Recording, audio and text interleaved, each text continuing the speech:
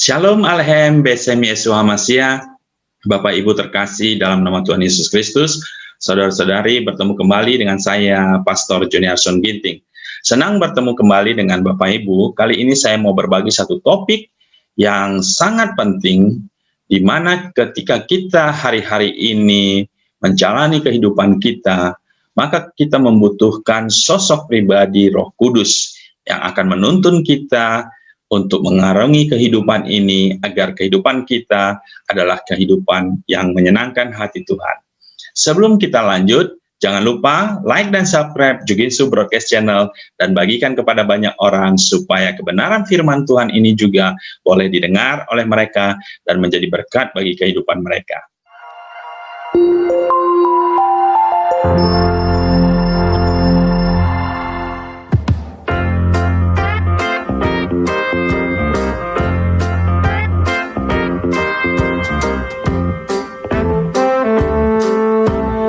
Dan mari kita lanjut ke topik yang akan saya bahas. Topik kali ini kita akan membicarakan satu judul yang sangat penting, yaitu Roh Kudus menolong orang percaya.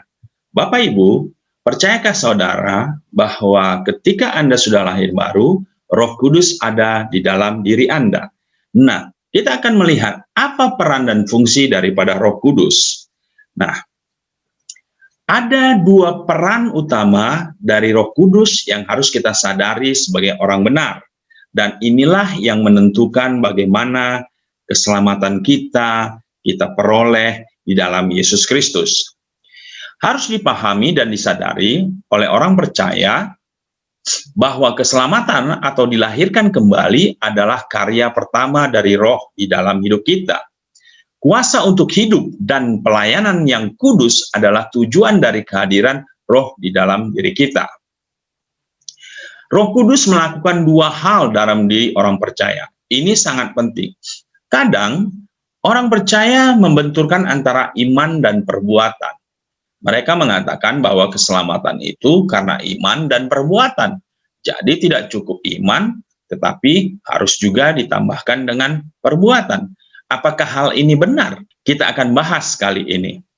Nah, Roh Kudus melakukan dua hal dalam diri orang percaya. Ini harus dipahami. Yang pertama dikatakan membawa kita kepada keselamatan, beriman kepada Yesus Kristus. Jadi, Roh Kuduslah yang membuat kita menerima keselamatan. Kita memiliki iman percaya kepada Yesus Kristus. Itu adalah pekerjaan Roh Kudus. Jadi, kita beriman pun percaya kepada karya keselamatan Kristus itu karena Roh Kudus. Yang kedua, memberikan kita kuasa untuk hidup yang suci. Di sini diingatkan bahwa ketika kita sudah beriman kepada Yesus Kristus, maka perbuatan yang kita lakukan itu juga adalah kuasa karya Roh Kudus. Ya, Roh Kudus memberikan kita kuasa untuk hidup yang kudus. Jadi hidup yang kudus itu pun merupakan kuasa yang diberikan oleh Roh Kudus. Sampai di sini kita menyadari bahwa iman dan perbuatan itu juga adalah karya Roh Kudus yang ada di dalam diri kita.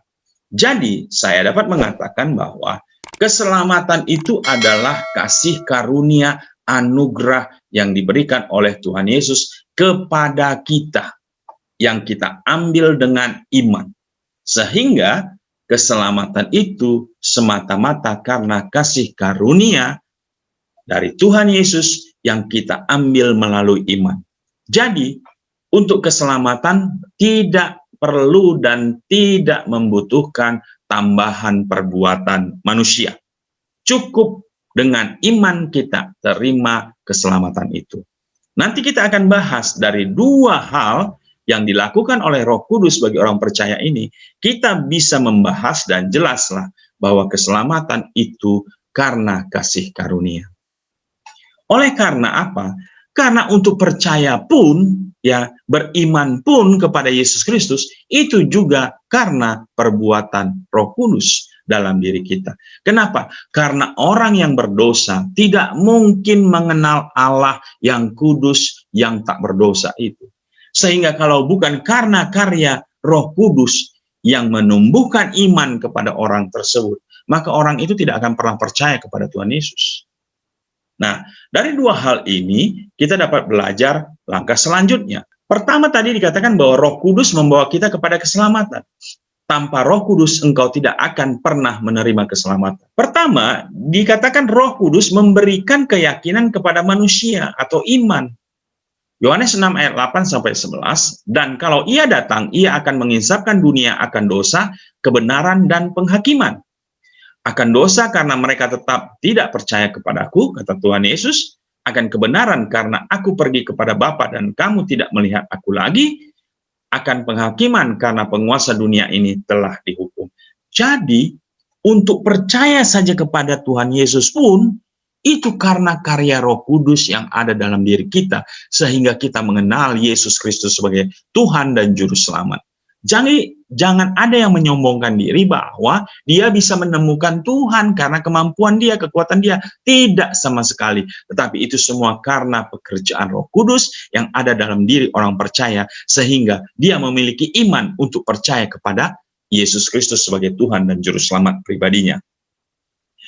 Tanpa karya Roh Kudus mengenai penghukuman, maka kita akan tetap tidak peduli mengenai keadaan kita yang penuh dosa dan terhilang.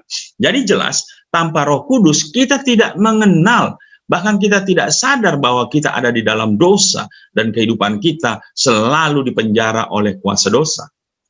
Ia membuat kita waspada mengenai dosa, betapa kita telah jauh lebih rendah dari standar kebenaran dan penghukuman yang dahsyat yang menanti setiap pendosa, kematian kekal. Orang yang berdosa dia tidak sadar, bahkan kehidupannya semakin jauh dari kehidupan yang diharapkan oleh Tuhan. Orang berdosa tidak mungkin kenal Tuhan tanpa Roh Kudus yang memberikan pengertian. Jadi jelas orang percaya, orang beriman kepada Yesus itu karena pertolongan dari Roh Kudus. Tanpa Roh Kudus kita tidak memiliki pengertian yang benar.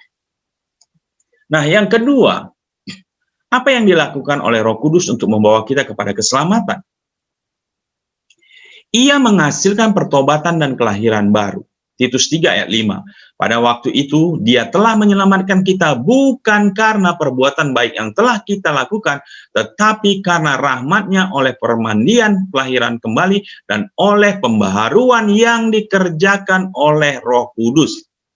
Jadi jelas bahwa keselamatan kita bukan karena perbuatan yang kita lakukan, tetapi karena rahmat-Nya, anugerah-Nya, ya, oleh permandian kelahiran baru, kelahiran kembali, ya, dan oleh pembaharuan yang dikerjakan oleh Roh Kudus. Jadi kelahiran baru kita pun itu juga karena dikerjakan oleh Roh Kudus. Sekali lagi, jangan ada orang yang bermegah diri dia selamat karena perbuatannya, karena perbuatan baiknya, karena berusaha kudus. Tidak sama sekali. Dalam ayat ini jelas, ya, pada waktu itu dia telah menyelamatkan kita bukan karena perbuatan baik yang telah kita lakukan. Sekali lagi, bukan karena perbuatan baik kita, tapi karena kasih karunia, karena rahmat-Nya, ya, oleh permandian kelahiran kembali. Yohanes 6 ayat 63 berkata, rohlah yang memberi hidup, daging sama sekali tidak berguna. Perkataan-perkataan yang kukatakan kepadamu adalah roh dan hidup. Jadi, kita dilahirkan kembali, kita memperoleh kehidupan kembali, itu karena rohlah yang memberi hidup. Ya, daging sama sekali tidak berguna. Perbuatan-perbuatan daging kita sama sekali tidak dianggap oleh Tuhan. Tetapi karena rohlah yang memberi hidup, oleh karena kita dilahirkan kembali oleh roh dan hidup. Roh Kuduslah yang menggerakkan kita untuk mengerti kebenaran dan bertobat akan dosa-dosa kita sehingga kita mampu lahir baru. Jadi jelas Roh Kudus yang menggerakkan kita, menggerakkan iman kita untuk mengerti kebenaran, yaitu Yesus. Dan kita bertobat akan dosa-dosa kita sehingga kita mampu lahir kembali, dilahirkan kembali, lahir baru. Bertobat, mengaku Yesus sebagai Tuhan dan Juru Selamat.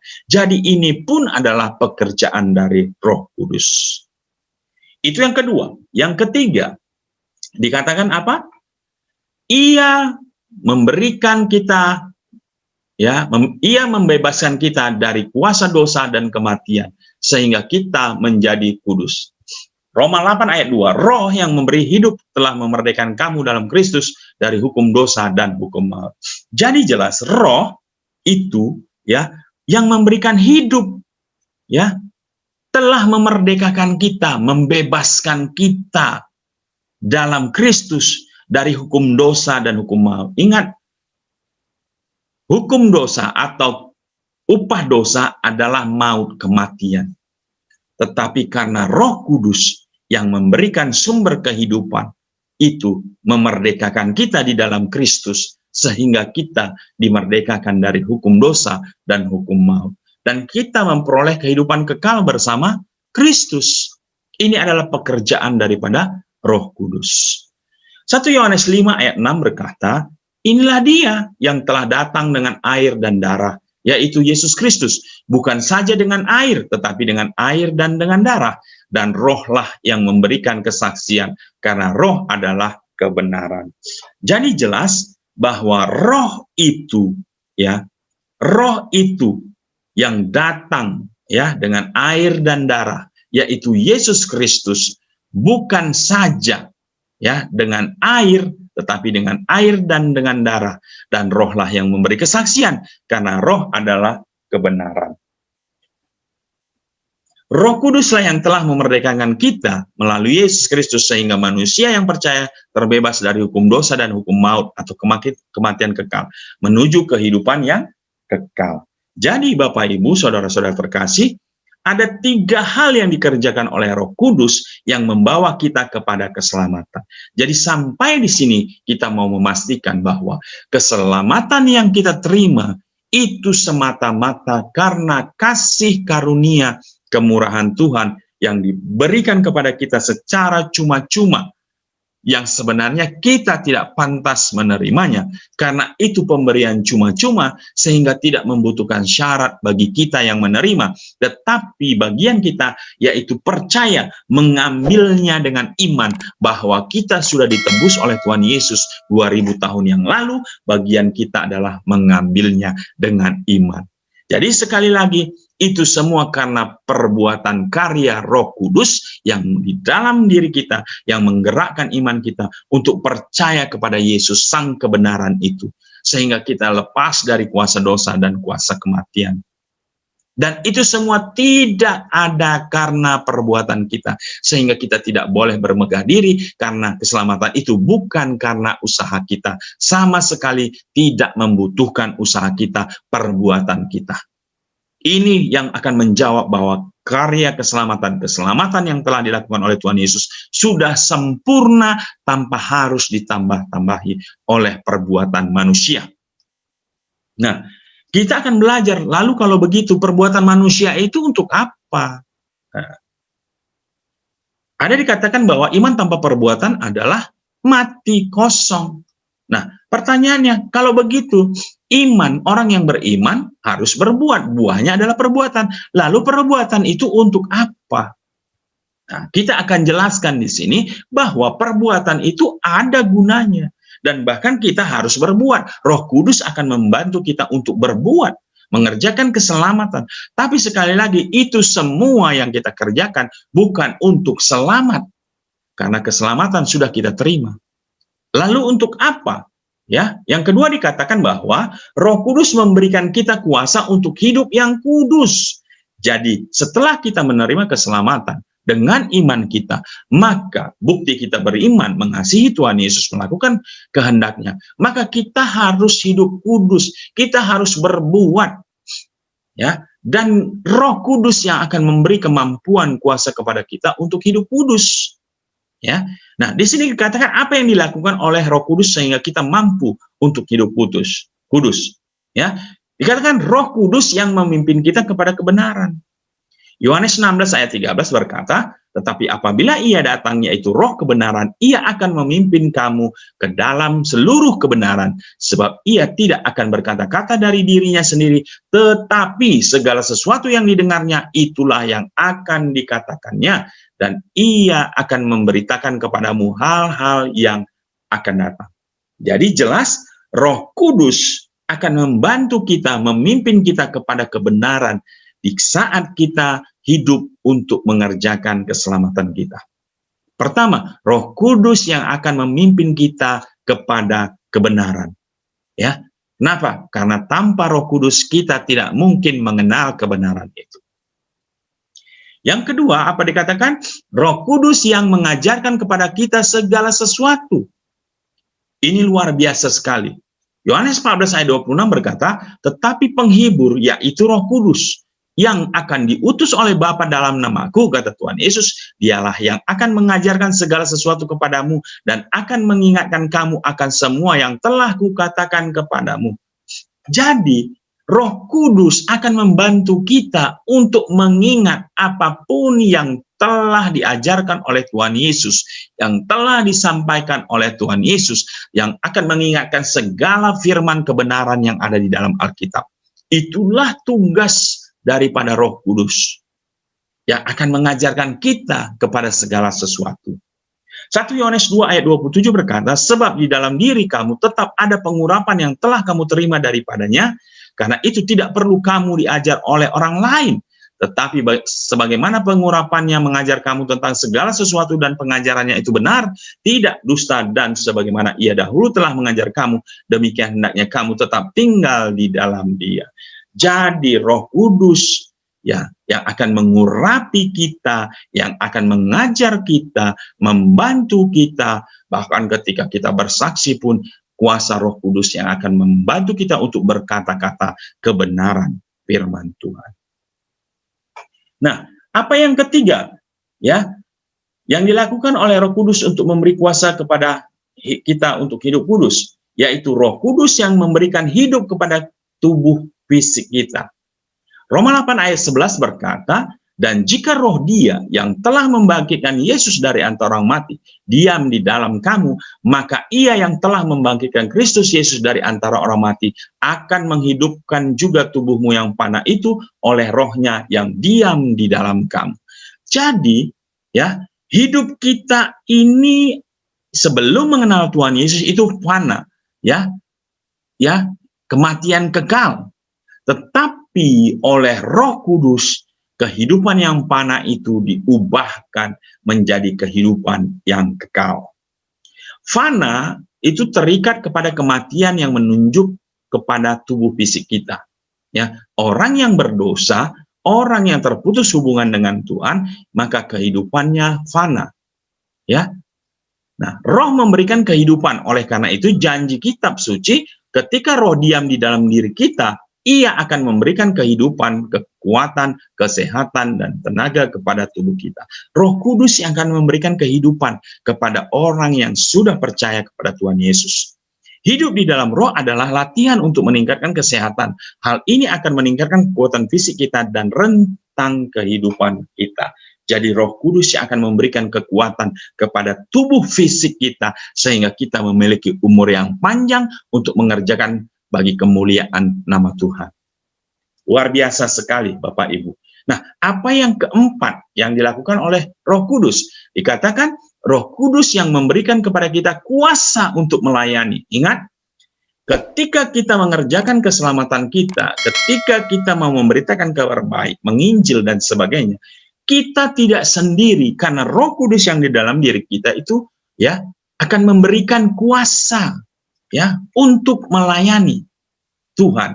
Kisah Para Rasul 1 ayat 8 berkata, tetapi kamu akan menerima kuasa kalau Roh Kudus turun ke atas kamu, dan kamu akan menjadi saksiku di Yerusalem dan di seluruh Yudea dan Samaria sampai ke ujung bumi. Jadi jelas, ketika kita bersaksi, Roh Kudus akan memberikan kemampuan untuk kita berkata-kata, untuk kita menyampaikan kabar baik itu, untuk kita melayani. Kata kuasa yang digunakan Yesus menggunakan kata Yunani dunamis, diterjemahkan kuasa dari kata menghasilkan kata dinamo. Ya, sebuah dinamo adalah sebuah mesin yang secara terus-menerus dan teratur memberikan kuasa. Ya, power, kuasa Roh di dalam kita menghasilkan kuasa yang membuat kita sanggup menjadi saksi-saksi martir bagi Kristus. Kita sanggup bersaksi tentang Yesus dan juga kita menjadi kesaksian bagi Dia.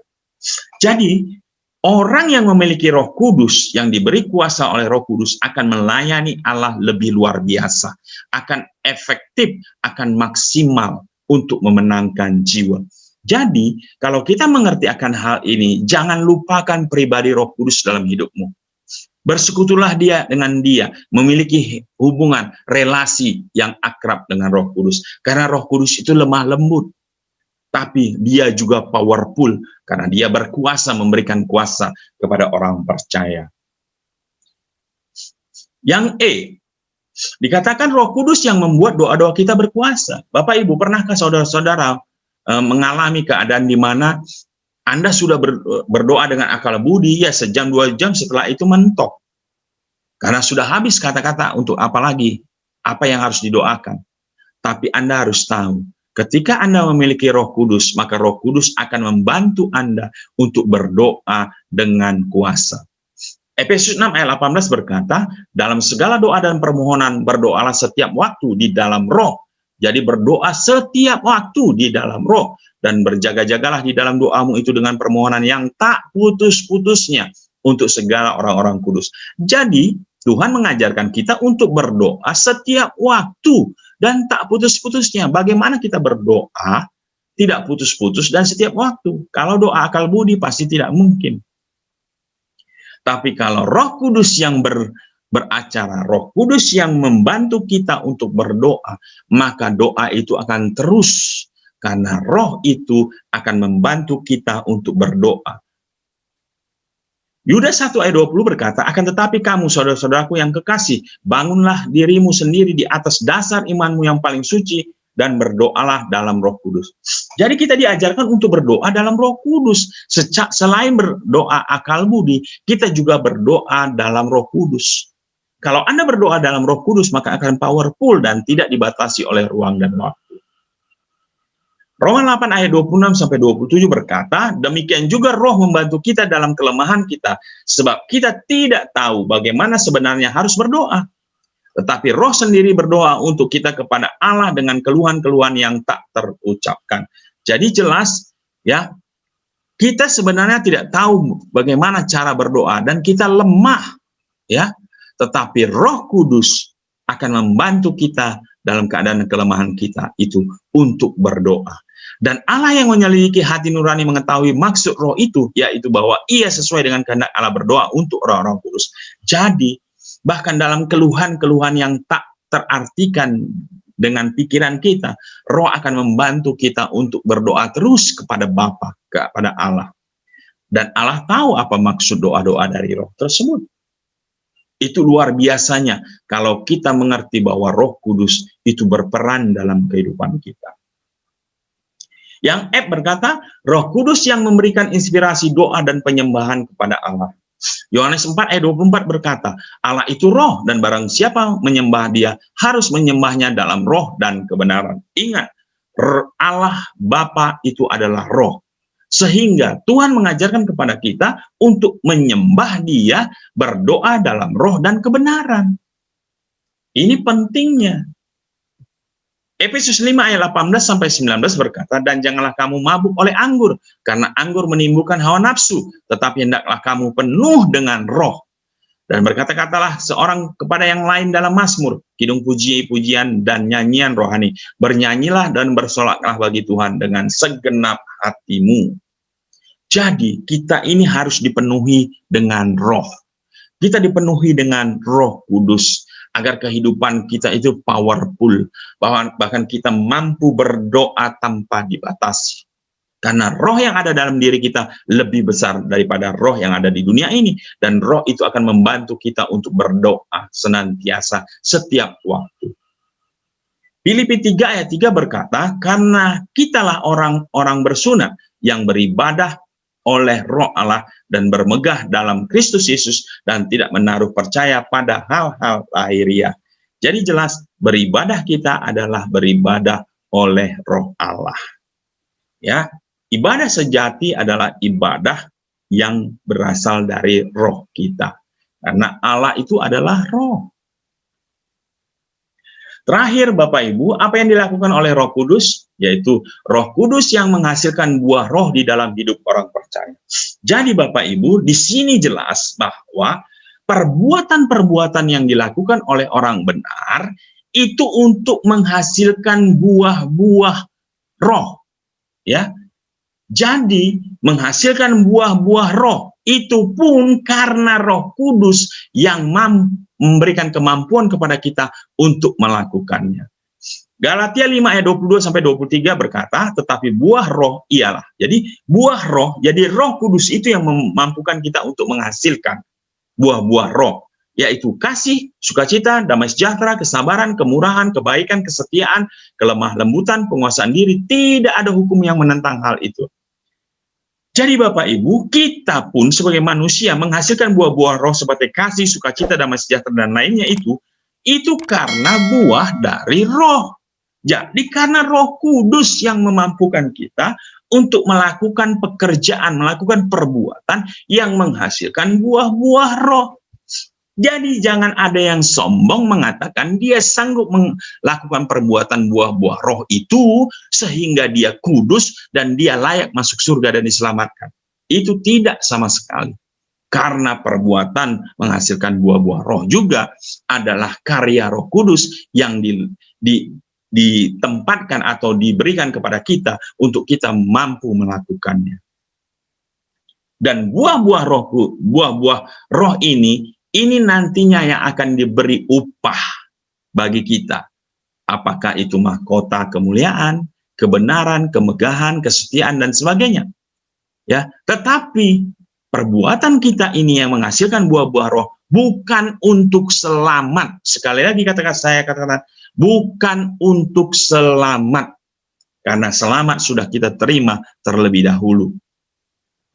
Jadi kita melakukannya, mengerjakan keselamatan untuk menghasilkan buah-buah roh yang akan kita terima upahnya nanti, yaitu mahkota. Jadi tidak ada hubungannya perbuatan kita dengan keselamatan. Ya, ini harus jelas. Perbuatan kita untuk menghasilkan buah-buah roh yang dikerjakan oleh Roh Kudus melalui kita, dan itu akan menghasilkan upah, diganjar dengan upah, yaitu mahkota. Dan bukan untuk selamat. Ini prinsip di dalam kebenaran Kristus. Buah-buah roh tidak dapat dihasilkan oleh manusia alami. Tidak peduli bagaimana beradab dan berpendidikannya manusia itu, ya, bagaimana baiknya, kudusnya, dan sebagainya. Ya, orang itu tidak bisa menghasilkan buah roh tanpa pertolongan Roh Kudus.